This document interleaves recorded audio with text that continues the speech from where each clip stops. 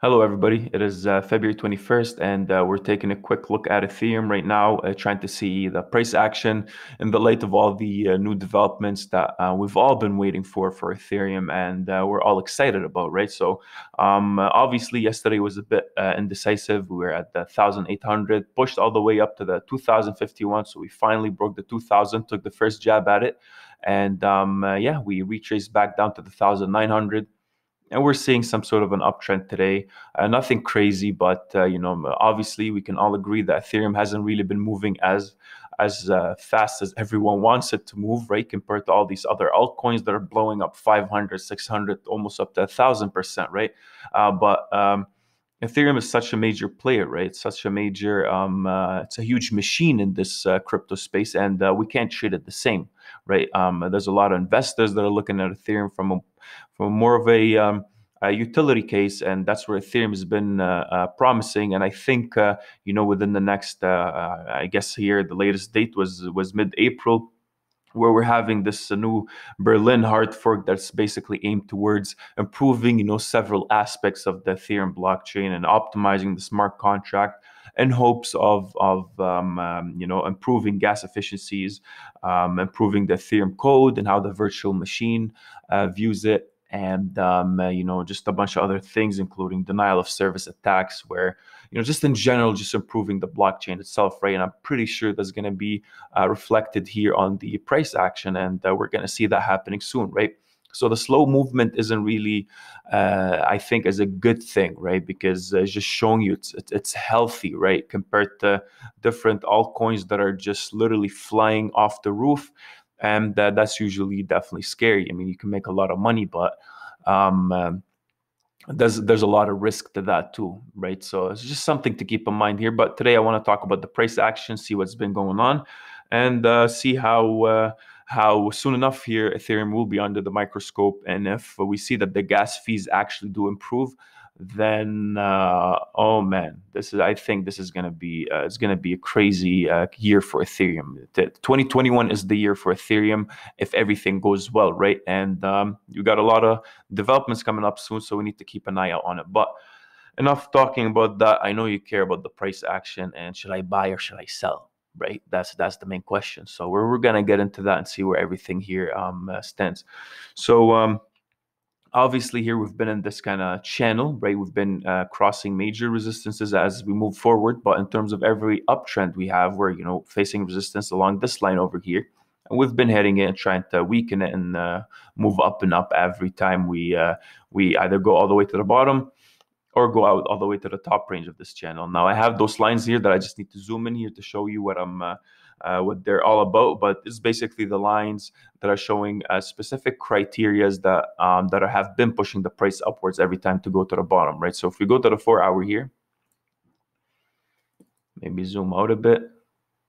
So I want to see basically, because this is how you need to be looking at things, right? Based on the history of it and obviously what's coming up in the future, and you kind of compare what's been happening, right? Where are you sitting compared to this previous criteria that caused us to pump and go above and continue to go above, right? So if we're looking here, I'll just so all the way in the bottom here, every time I just there's this horizontal line, I guess, to see where the RSI lies, and every time we hit it, what happens compared to, let me just add the stochastic RSI. The stochastic RSI is obviously it just exaggerates the movement of this guy, right? Because this guy, if you zoom in a bit, it's just between this and the next movement, it's pretty steep, right? And you don't really catch the movement. So you need something to exaggerate this all the way here in the bottom, and that's where your stochastic RSI comes in, right? When my RSI is all the way here, my stochastic RSI moves extremely sensitive to the movement of the actual RSI, right? So once I'm here and I see that the stochastic RSI is here, it's foreshadowing for me that sometime soon it's supposed to cycle back up. It's gonna cause an uptick in the actual RSI itself. So right now, let me just take that off and we'll just look back here at the 4-hour. So this is what we've been seeing, right? Every time we see that the RSI is all the way in the bottom here, compared with the MACD being all the way in the bottom and having some sort of an uptick coming up soon here, we do actually pump, right? And then we go all the way above, we reach whatever resistance, come back down every time it's the RSI itself goes to the bottom. compared with the stochastic RSI all the way in the bottom, compared with the MACD all the way in the bottom, we see that the price action definitely moves up, right? It pushes back up to the most significant resistance that we try to weaken. Every time we hit a resistance, we definitely weaken it. And then again, same thing over here. We go all the way in the bottom. Stochastic is all the RSI itself is all the way in the bottom. Let's just take that off. This range over here, MACD's in the bottom. We start to go back up, right? Same thing over on this side. So we'll see that criteria. RSI hits the bottom, strength. MACD's all the way in the bottom. We start having some sort of an uptick. Price moves up. Same thing over here. And now, so this is where we're at right now. The RSI haven't really hit the bottom side. MACD has been taken down, but this could tell us that we might have another leg down to go to the bottom again, give the RSI some sort of breathing room to go back down. And if we're looking at the stochastic RSI here, we're seeing that we're also all the way in the bottom. So it could be more of a, the news are bullish, the sentiment is positive. So the RSI itself, maybe it doesn't have to go all the way down before we see an uptrend, because, already the stochastic RSI is forecasting that we need to pump again and have an uptick. So we're seeing that the news are coming up. We're seeing that in terms of price action, we're sitting here.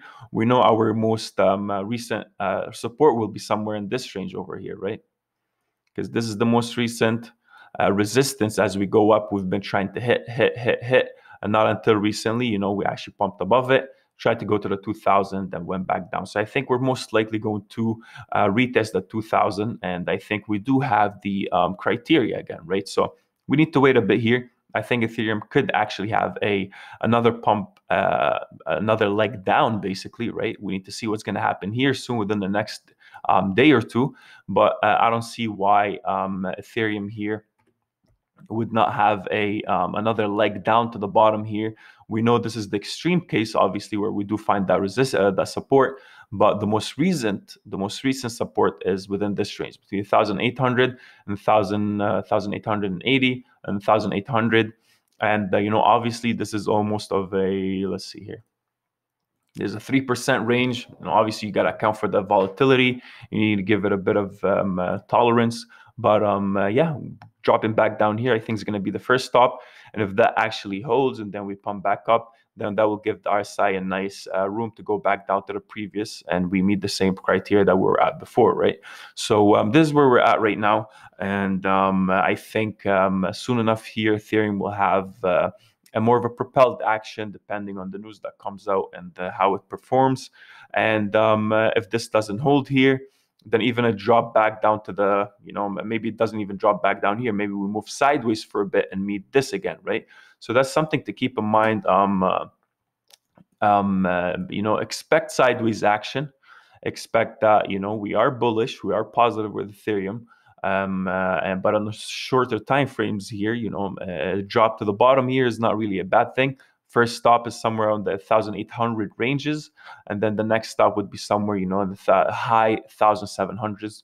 Once we get there, I think we're going to be somewhere in a good position where Ethereum is, okay, so everybody's looking at the same thing, where that criteria is being met again. And yeah, something to definitely keep in mind. Let me know if I missed anything, and let me know if there's anything else you'd like to see in terms of what Ethereum is. If you want to talk about the fundamentals or how the code is working, or just the blockchain itself, and how the engine works, basically, right? So let me know if I missed anything. Let me know if you see something here significant. Yeah, that could be very important, so we can discuss it in the comments. And if you like the video, please comment, like, share, and subscribe. And if you'd like to show support for the channel, then we do have a Patreon. We have the link in the description. Definitely check that out. Thank you for watching, and stay tuned for the videos we will put out today.